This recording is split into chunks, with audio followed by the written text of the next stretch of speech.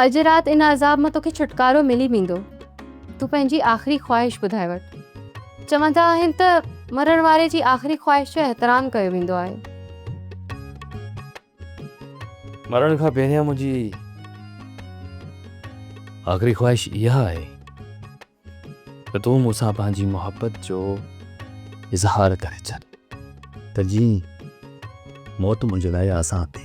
जहिड़ो ठाह तुंहिंजे ॻोठ वारनि सां अकबर ख़ान कयो आहे, जेकॾहिं चाकर ख़ान खे छॾाइण लाइ तुंहिंजे साम्हूं बि अहिड़ा शर्त खणी थो अचे त पोइ तूं छा कंदे?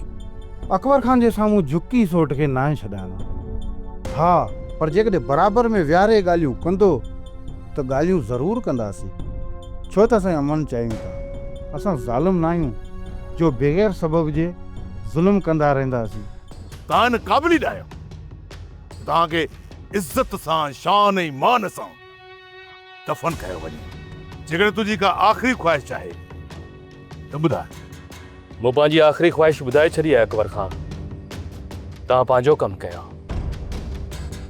जिन खे मुंहिंजी आख़िरी ख़्वाहिश ते अमल करणो हूंदो उहे पाण ई मुंहिंजे क़बर जा निशान ॻोल्हे मूं ताईं पहुची वेंदा। ठीकु आहे, जेका तव्हांजी मर्ज़ी। सोप सीरियल पंजाबेरी तमाम एपिसोड्स ॾिसण लाइ विज़िट करियो असांजो official YouTube channel Sindh TV HD drama.